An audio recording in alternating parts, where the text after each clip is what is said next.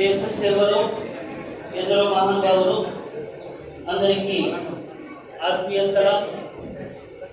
ఈరోజు కుప్పం మహానగరంలో బహుజన సేన ఆధ్వర్యంలో రాజ్యాంగ హక్కుల సదస్సుకు విచ్చేసినటువంటి అతిరథ మహారథులందరికీ రాష్ట్ర ముస్లిం ఐక్య వేదిక తరఫున హృదయపూర్వక సలాం తెలియజేస్తున్నా. ఇక రాజ్యాంగ హక్కుల సాధనలో ఇంత మంచి కార్యక్రమానికి శ్రీకారం చుట్టి విభిన్న ప్రాంతాల విభిన్న సామాజిక వర్గ ప్రముఖులందరినీ కూడా ఒక వేదిక మీదకి తెచ్చి ఒక మంచి కార్యక్రమానికి శ్రీకారం చుట్టినటువంటి నా ఆత్మీయ ప్రియమైన సోదరులు బహుజన సేన రాష్ట్ర అధ్యక్షులు శ్రీ చందు గారికి రాష్ట్ర ముస్లిం ఐక్య వేదిక తరఫున హృదయపూర్వక శుభాకాంక్షలు తెలియజేస్తున్నాను. ఇక నేను సమయం ఎక్కువ తీసుకోను. దయచేసి అందరూ కూడా కొంచెం ఈ మాటలను మీ మనసులో బలంగా నాటుకోండి. స్వతంత్ర భారతదేశంలో భిన్నత్వంలో ఏకత్వం, సర్వమత సమ్మేళనం, సంస్కృతి సాంప్రదాయాల సంగమం, అందమైనటువంటి హరివిల్లు మన భారతదేశం. ఇంత మంచి పవిత్రమైనటువంటి మట్టిలో మనకు జన్మనిచ్చినందుకు మనందరి తరఫున ఆ పరివారికి హృదయపూర్వకంగా కృతజ్ఞతలు తెలియజేస్తున్నాను. ఇటు కాశ్మీర్ నుండి అటు కన్యాకుమారి వరకు ఎన్నో ప్రాంతాలు, ఎన్నో భాషలు, ఎన్నో సంస్కృతులు, ఎన్నో వస్త్రాలంకరణాలు, ఎన్నో యాసలు, ఎన్నో భాషలు, ఎన్నో సాంప్రదాయాలు, ఇవన్నీ కలగలిసిన ఒక అందమైనటువంటి కుటుంబం మన భారతదేశం. ఈ భారతదేశంలో హిందూ, ముస్లిం, క్రిస్టియన్, బౌద్ధ, జైన, పార్సీ సోదరులు కనపడరు. ఇక్కడ ఏమన్నా, ఏం బాబాయ్, ఏం చిచ్చా, ఏం పిన్ని అనే బంధాలు మాత్రమే కనబడతాయి. ఇక్కడ రంజాన్ మనదే, ఇక్కడ సంక్రాంతి మనదే, ఇక్కడ క్రిస్మస్ మనదే, ఇక్కడ హోలీ మనదే.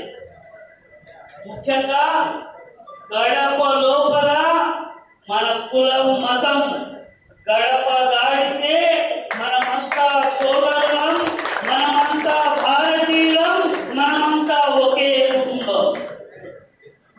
స్వతంత్ర భారతదేశంలో ఒక హిందూ సోదరుడు భగవద్గీత ఆధారంగా జీవితం గడిపితే, ఒక ముస్లిం సోదరుడు ఖురాన్ ఆధారంగా జీవితం గడిపితే, ఒక క్రైస్తవ సోదరుడు బైబిల్ ఆధారంగా జీవితం గడిపితే, ఒక సిక్కు సోదరుడు గురు గ్రంథాల ఆధారంగా జీవితం గడిపితే, ఇతర మతాల సోదరులు వాళ్ళ గ్రంథాల ఆధారంగా జీవితం గడిపితే, కానీ సస్యశ్యామల సుమధుర స్వర్గసీమ అయినటువంటి మన భారతదేశంలో వీరందరూ కూడా రాజ్యాంగం అనే చల్లని నీడ కింద ఉన్నారంటే అది మన రాజ్యాంగం యొక్క గొప్పతనం. అందుకే మన రాజ్యాంగం ప్రపంచానికి ఆదర్శం.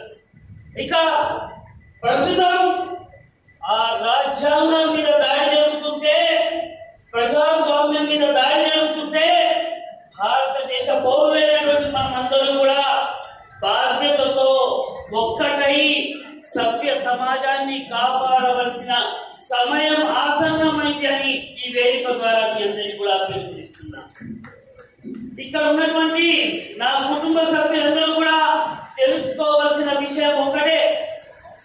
ఇక్కడ హిందూ, ముస్లిం, క్రిస్టియన్, బౌద్ధ, జైన సోదరులు ఎలా ఉన్నా ఇక్కడ ఐకమత్యమే మన బలం, మానవత్వమే మన మతం, మనమంతా భారతీయులం, ఇదే మన నినాదం.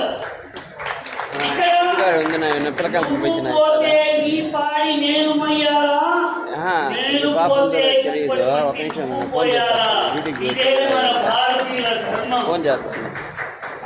రాష్ట్ర వ్యాప్తంగా ఎన్నో విభిన్న కార్యక్రమాల్లో చూసినా ఈ రోజు ఇక్కడ జరుగుతున్నటువంటి సమావేశం చూస్తే నిజంగా నేను చెప్తున్నా మనసు చాలా సంతోషంగా ఉంది. ఇక్కడ ఒక్కసారి సభా ప్రాంగణాన్ని చూడండి. ఇక్కడ ఎస్టీ సోదరులు ఉన్నారు, ఎస్టీ సోదరులు ఉన్నారు, ముస్లిం సోదరులు ఉన్నారు, క్రైస్తవ సోదరులు ఉన్నారు. అన్ని వర్గాల సోదరులు అందరూ కూడా కలిసి కట్టుగా ఒక కుటుంబం అంతా కలిసిన ఒక పండగ వాతావరణం ఇక్కడ కనబడతాం. ఇక ముఖ్యంగా స్వాతంత్రం వచ్చి 100 సంవత్సరాలు కూడా కాలేదు.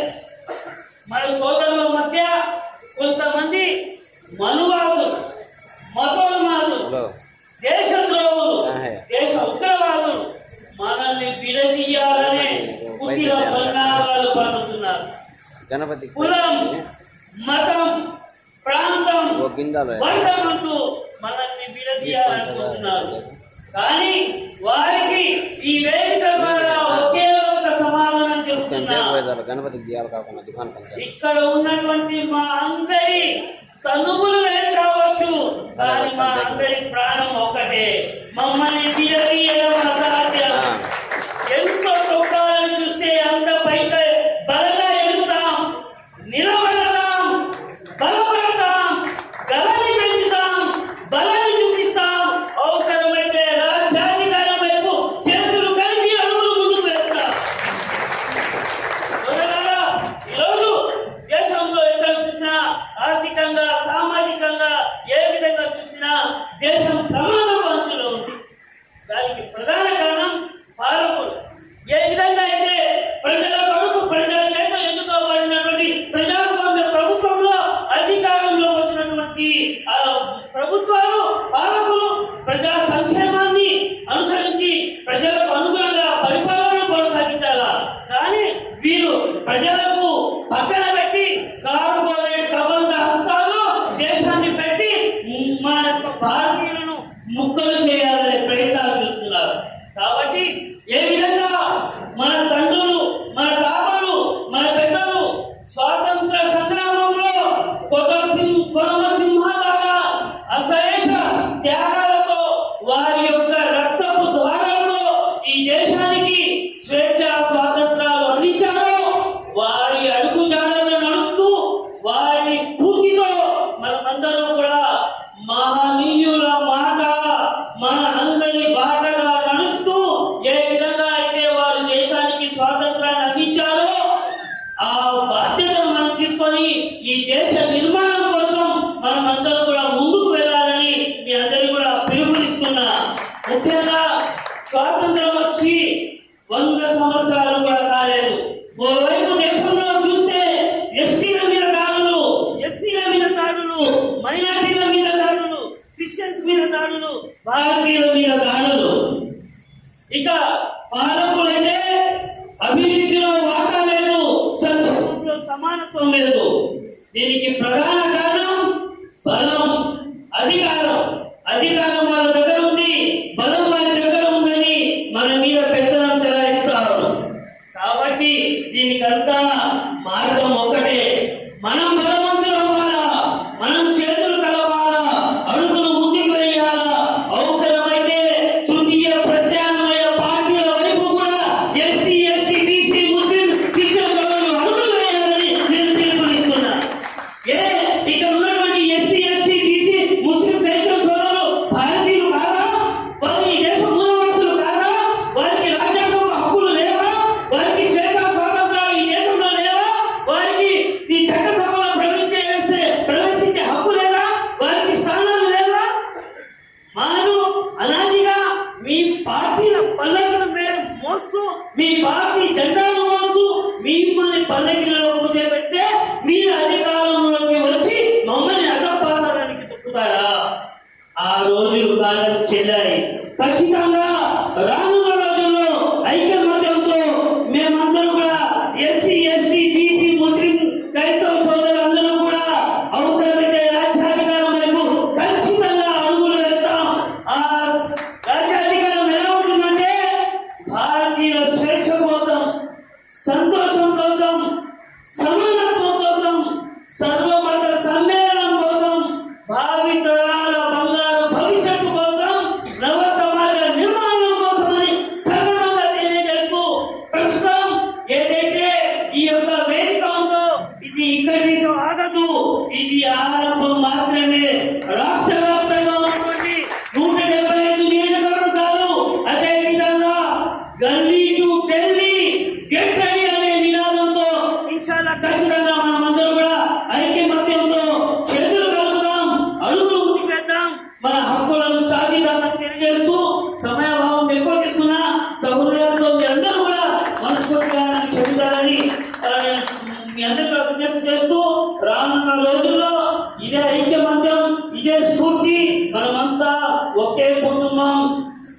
దేశం చాలా ప్రమాదంలో ఉంది.